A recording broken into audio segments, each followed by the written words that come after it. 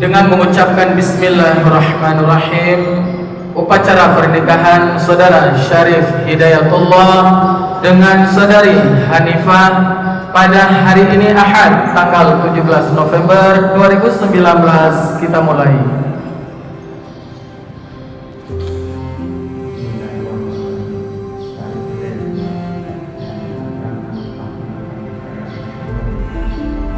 Saya terima nikah Hanifah, anak kandung bapak untuk saya,